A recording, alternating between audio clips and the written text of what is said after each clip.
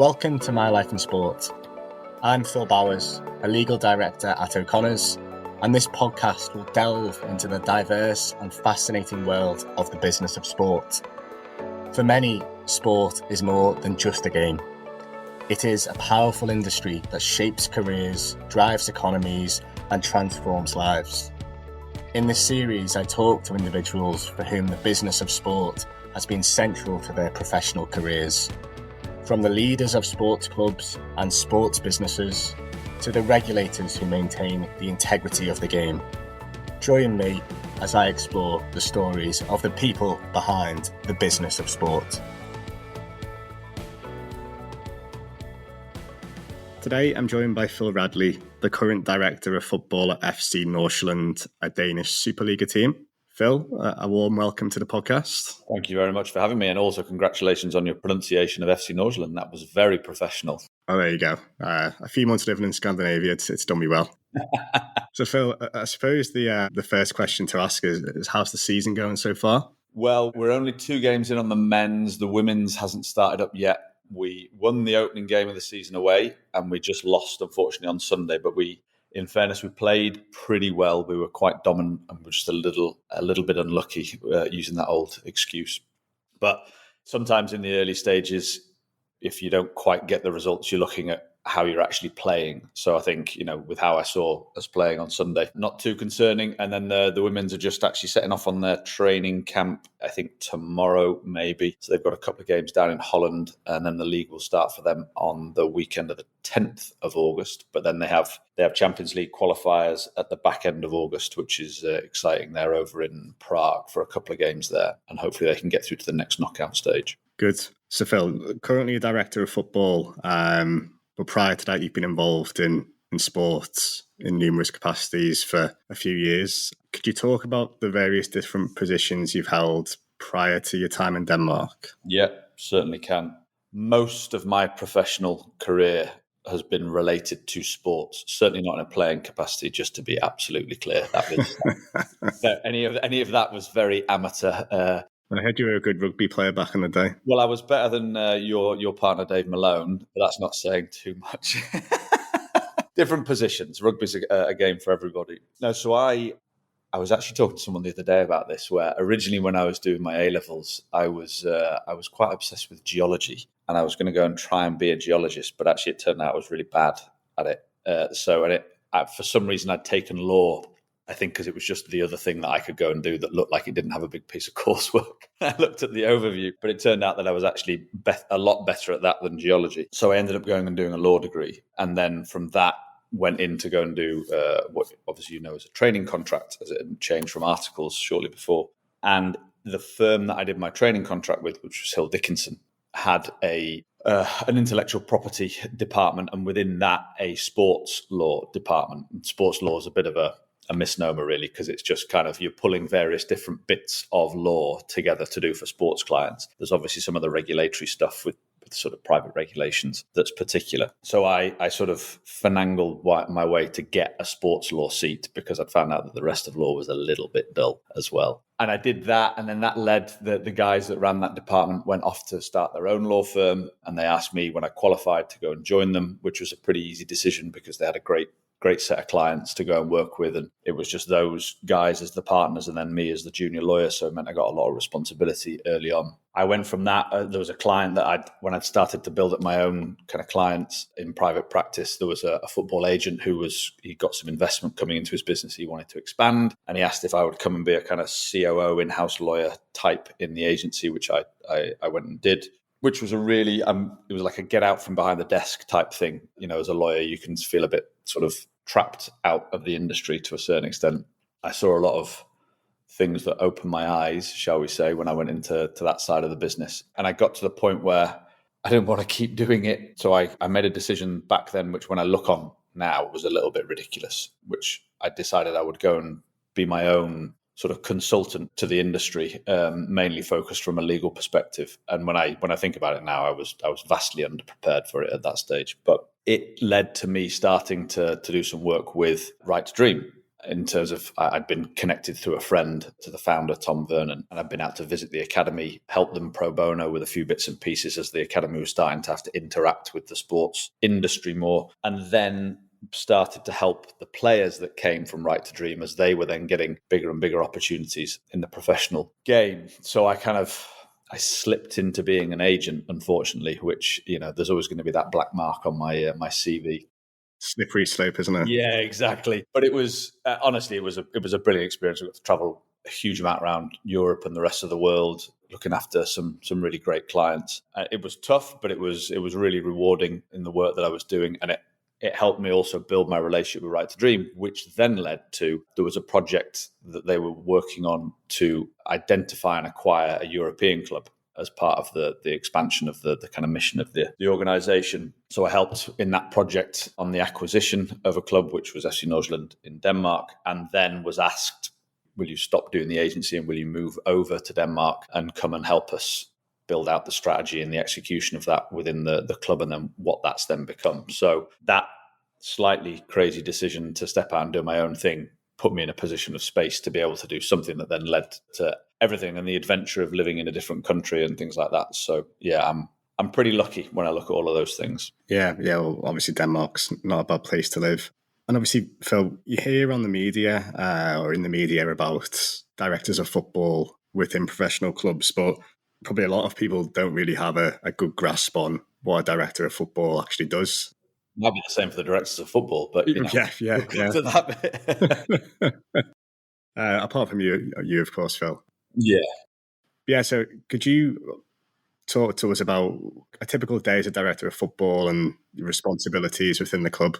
Yeah, I suppose. So when I came into the club, which was back in 2016, I had a sort of role working alongside Tom, who was the CEO for the group and the chairman for the club. So actually, it's quite interesting when I think about what my role is today. I had 6 or something years of doing various different things. So working alongside him to try and understand what we were going to do strategically, try and execute on that, a lot to do with the football transfers. We also had, when we had an expansion of the organisation, I moved into kind of a global executive role, again, looking at how we have a strategy to expand, bringing new investors into the organisation, and then looking to try and do the expansion into Egypt with an academy there and into the US. I was only lightly involved in the early stages of the US because that's when I took a role back in FC Nordsjælland, because it was felt that was the best thing for the organisation at the time, and I felt it was the best thing for me to get back kind of on the ground operational in a club. So I had I think at the start we called it Chief Operating Officer, but it became then Director of Football Operations, which then became Director of Football as we evolved the structure of the club.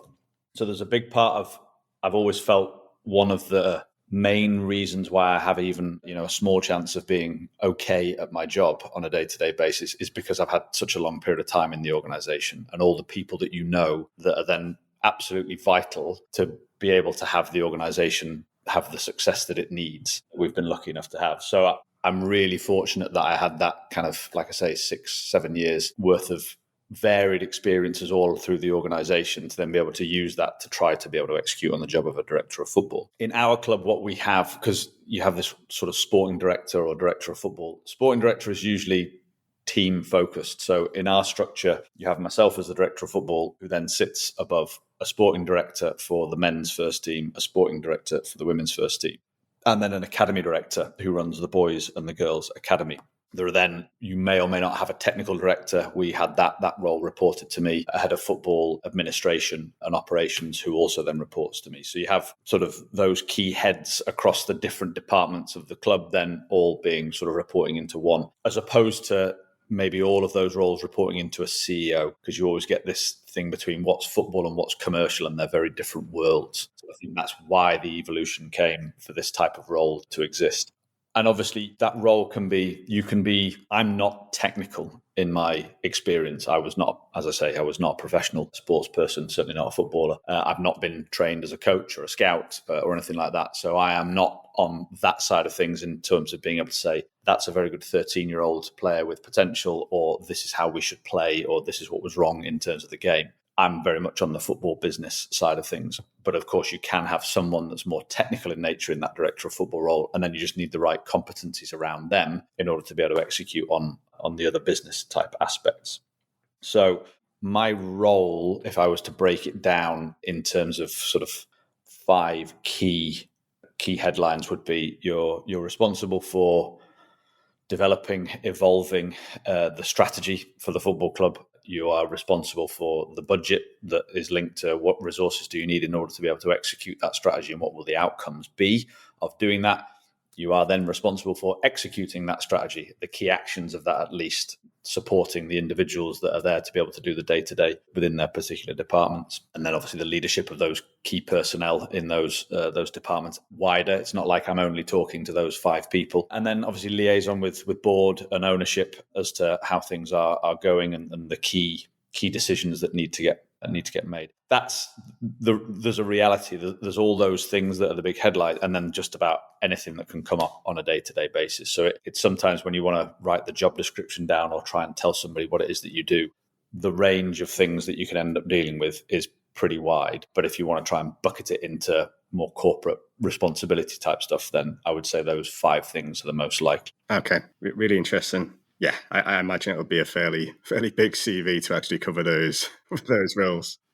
Phil, so you've touched on Right to Dream, and obviously O'Connor's has been involved in supporting you with Right to Dream for some time. For those people that are listening that don't know about Right to Dream, could you give an overview of the organisation and how it originated and where it's got to in recent years? Yeah, it's still a story that blows me away, to be honest, to this day.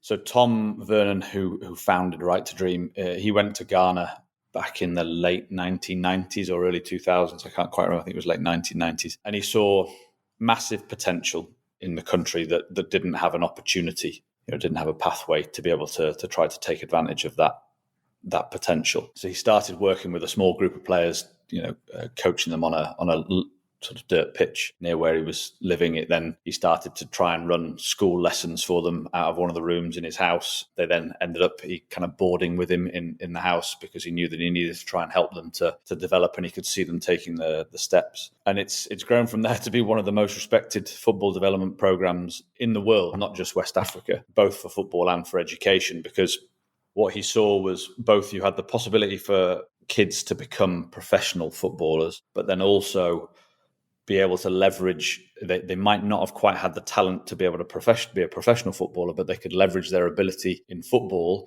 to be able to go through a student athlete pathway into the US, into high school and into universities. And actually for a long time in the early stages of Right to Dream, the student athlete pathway was far more successful than the professional football pathway, because you had kids going to the best high schools in the US, places like Hotchkiss. They were going then on full ride scholarships to some of the best universities. We've had kids go to Ivy League schools and to Stanford and things like that. So that was really making a huge impact in the US in the soccer side of things, because you would also have these kids that would come out of college and they would go into the MLS draft, and then they would actually go and be pro players for the MLS as well. So it was really quite something. And then you just saw the professional pathway part of it really starting to build. But that was where Tom had the vision to sort of say, we need to control the environment at 18, because the kid can't transfer from West Africa to another country until they're 18 under football regulations. But we need to control that environment to have a football club that really focuses on how you are going to,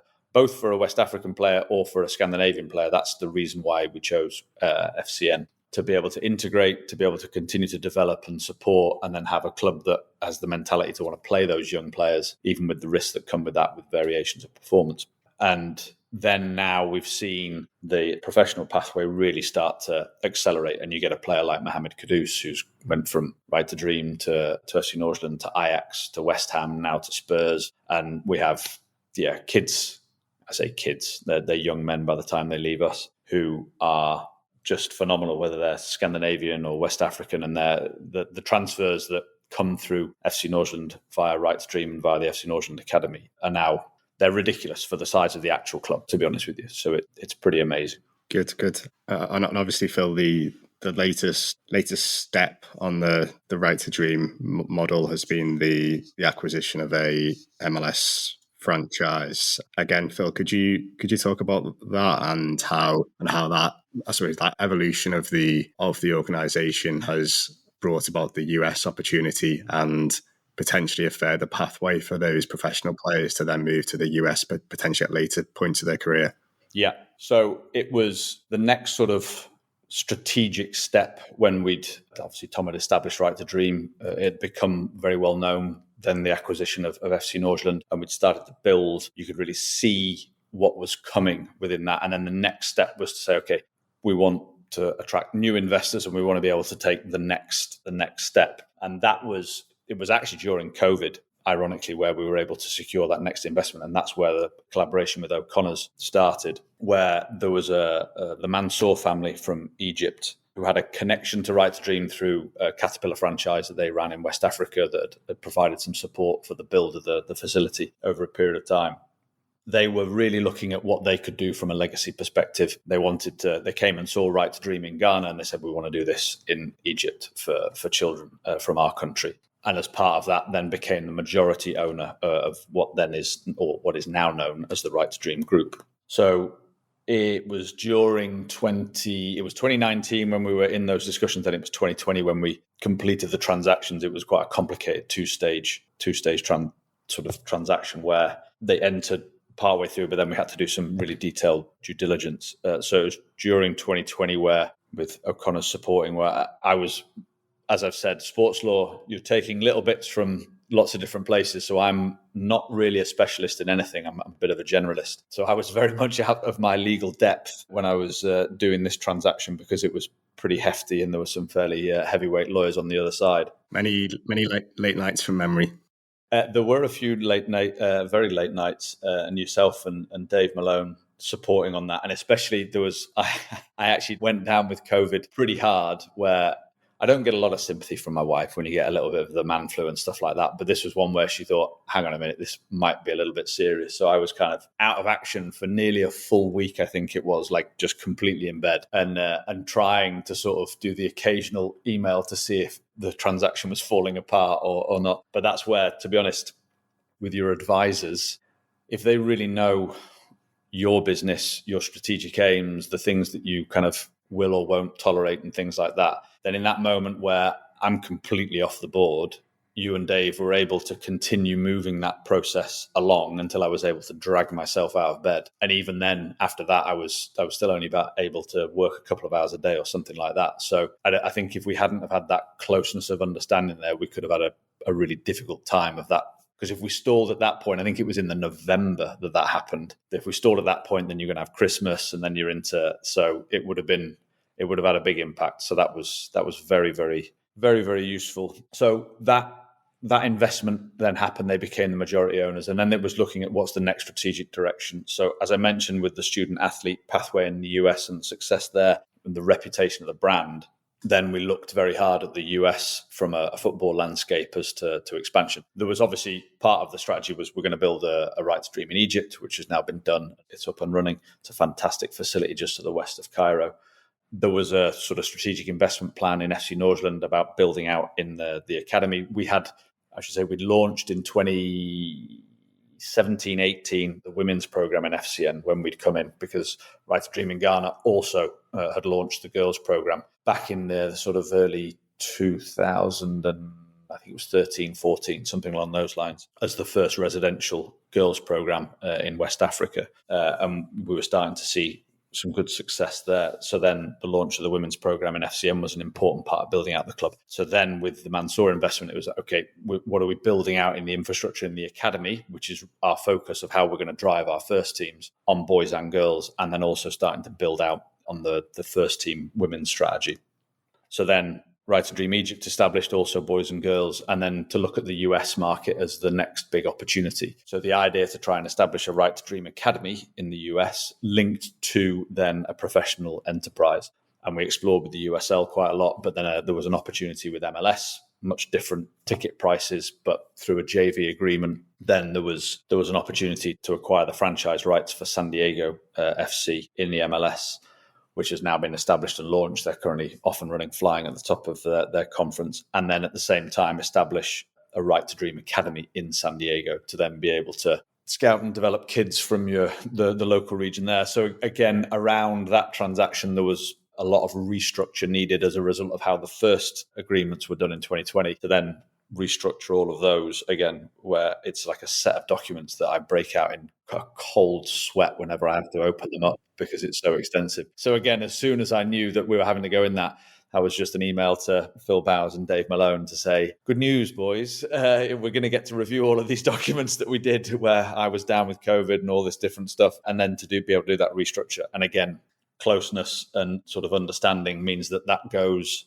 a lot smoother than, having a lawyer that's kind of quite disconnected from your organization. It makes a big difference. Obviously, with the success of San Diego, it is truly a global organization now, and it's amazing actually the journey from West Africa to how it's grown. It's grown now, and one of the key parts of that is the Right to Dream women's or girls football teams. Probably coincidentally, perfect timing with obviously the Lionesses' success at the weekend. I suppose looking at it from not just a nation perspective, but wider than that, the opportunities for women's football on a global scale, what do you think those are? And on the flip side of that, what are the challenges still to the women's game? And if you could look at that potentially from your position as a director of football for FC Nordsjælland, but also the pathway for the girls through the African countries as well to Right to Dream. Yeah, and in that sector of the industry, then there's obviously great momentum, and you especially feel it for us as the success of the England women's national team this week. So that momentum is there, and it's wider than just England. That is for absolute sure. My concern is, and it's a bit because this is the way that my brain is trained within the industry, is I look at the critical mass of talent that's being developed in order to sustain the growth that's needed to capitalize from a commercial perspective on that momentum. So football, elite sport, sits across community and commercial. Both sides of that coin can kind of create issues. And I think the phase now is to increase the eyes on the product. That's the thing that drives the revenue at the end of the day. And like it or not, that's the reality. How many people are turning up in a stadium to watch it? How many people are tuning in on TV? And then the commercialization flows from that. And in order to continue to improve that product, then it requires a lot of different things, but it definitely requires talent development. And that is expensive and it takes time. I've seen a lot that's really positive when you see the Lionesses result there. There's people saying, look, my 13-year-old daughter plays football because she saw the Lionesses 3 years ago win the Euros. And now my 9-year-old daughter also wants to play because she's seen the Lionesses win this tournament. And that's that momentum of getting more and more kids as early as possible into wanting to play it. But then what you need, and this is a huge part of where Right to Dream's success comes in, because as I said at the sort of very start with Tom's experience in Ghana, there's a huge amount of talent and potential, but if there isn't an infrastructure to allow that to be developed and nurtured, and then to be able to actually move into a professional space, then there's just a gap. So there needs to be a view on that. The problem with talent development is it is quite expensive and it takes a long time. So if I look at our strategy in terms of how we've done it, we launched the women's team and it was bringing players together and trying to start to move up the leagues, because you start at the very bottom. And then at the right time, you're saying, okay, we'll start the girls' academy because you feel like the first team is going to get to this level at this point, and can we get the academy in a place where by the time it gets established there, can we start feeding in the talent to do that? And it's worked pretty well. The season before last, we won the League and Cup double with a very young team with a lot of our own academy graduates, and we've finished second last season, went to the cup final, and again a team full of academy graduates and a couple of sort of more experienced players to add a bit of the structure and the foundation. But it costs a lot of money to run, and the revenues they aren't there at the moment. So you need owners that have that long-term perspective in order to take the industry through to there. Now, the problem with that is, motivations or realities from a financial perspective can change for those people, and then you can have something that just falls apart. So I think there needs to also be some innovative approaches to league structures, whether we can break away from simply just doing what's been done on the men's is a big question. I see quite a lot of the same bad habits starting to happen in the women's sector as happen in the men's, which is a little bit sort of disappointing. The big one for me is when I think about the Super League project on the men's that was just so vociferously pushed back on. It might be a little bit uncomfortable to think about it, but that might be the type of product that you actually need on the women's to be able to generate the significant revenues from sort of condensing the quality and then being able to have the regularity of high quality games that then drive viewerships. But then what you need to have is you need to have the filter down model in terms of how do you take the revenue from up there and be able to drop that down grassroots, all the things that we've always talked about, to mean that the development infrastructures can be there to feed more and more high quality players into the industry, rather than a club getting into the Super League, meaning that you get a load of money, keep all that money and then buy players and do it that way, rather than actually investing to try and create something that's sustainable and competitive. I think you see with the Women's Champions League, they're looking to evolve the structure, but you get some massive teams that don't qualify because of the nature of the way that the sort of qualifying structure is made up. And I think that's just, when you're trying to grow the product, that just seems monumentally counterproductive to what you're actually trying to do. Yeah. And Phil, one of the themes I'm getting from that is long-term perspective, long-term strategy. And that brings me on to multi-club ownership. And you often read about multi-club ownership, and it's seen, I think, in the media, or by supporters, shall we say, probably a bit negatively, and almost that it removes the competitive edge in football on the pitch. But from someone within an organisation that has adopted a multi-club ownership structure, what do you think about it, and how can it build sustainable football clubs, and how can it remove a lot of the financial pitfalls and frailties that plague football, not just in this country, but across Europe? We call ourselves multi-academy rather than multi-club, just for a kind of slight difference, only because we have more academies than we have clubs. And we will always be that way as an organisation. I think the key word that you use is sustainable in that when you think about multi-club ownerships. And the thing that I know from, I bear the scars and the grey hair, it's incredibly hard to run a football club. And it's not that it's complex, but it's just difficult because it's all focused on people. You know, people in the organisation that are running. Your product is also people that you're putting out on a pitch to try and perform. There's a huge amount of variance in that. It's a competitive industry where other clubs can be doing things well because they're just very good, or they're doing things well because they can spend way more than you. So it's damn hard to run a club well, and then a club that can survive. And obviously you can get it a little bit wrong, and then you can have relegation that can have a huge impact on your longer term thinking. So it's difficult to survive, let alone thrive in a sustainable way. You see all the bad habits that come from that.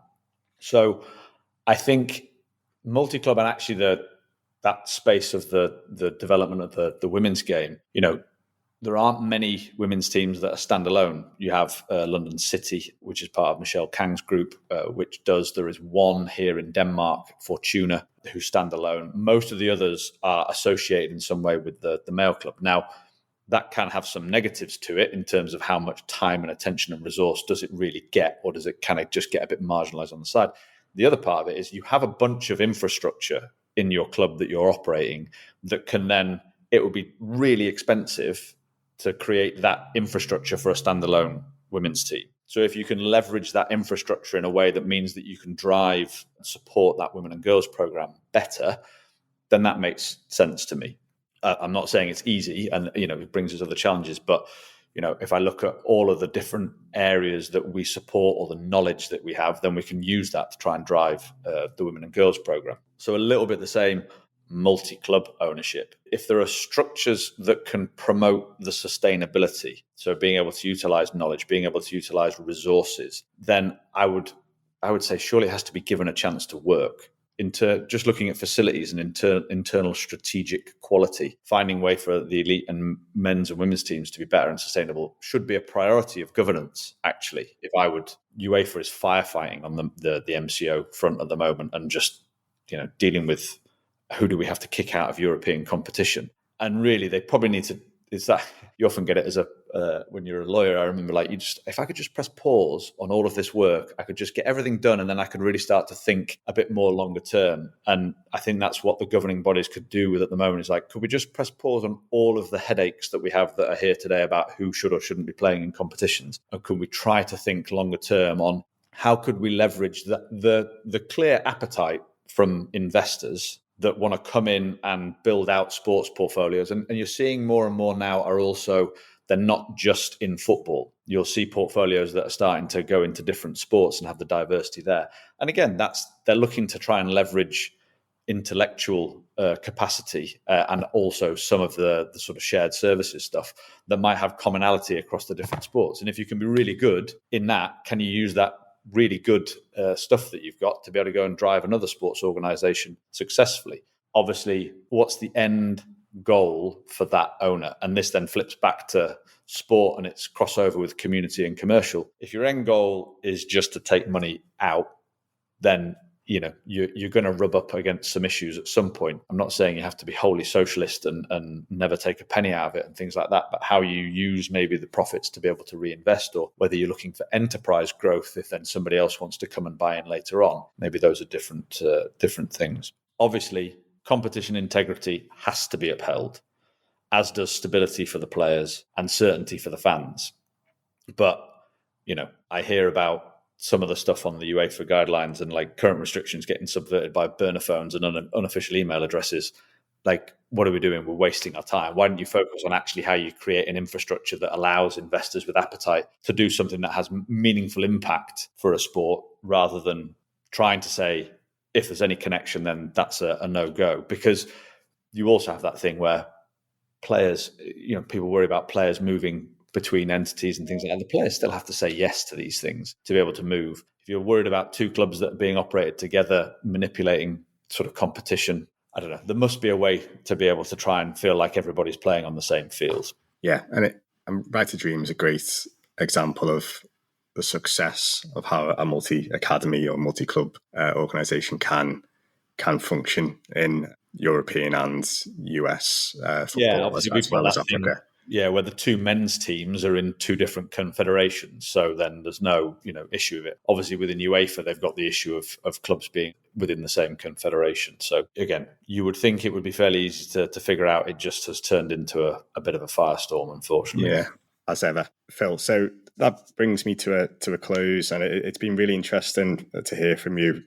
Not just from a sporting perspective of someone inside a football club, but also the business and the commercial insight that you've talked about today, and how you can bring that into the current role and to wider organisations. It's been really useful. And the final question, Phil, just to finish on, is what's been your greatest achievement from a business point of view in sport? And that doesn't have to be linked to your current role. It could be wider than that. It could be subjective. It could be objective. What do you think? Honestly, it's not something I'd ever thought about until you sent the questions through. I actually hope that's because I don't see any things that have happened along my journey in the organisations that I've been part of. They're not my achievement. I'm certain that nothing of the things that we've done that I've been involved in could have happened without all of the others that were part of it. And I think that's a mindset within our organisation and certainly within me.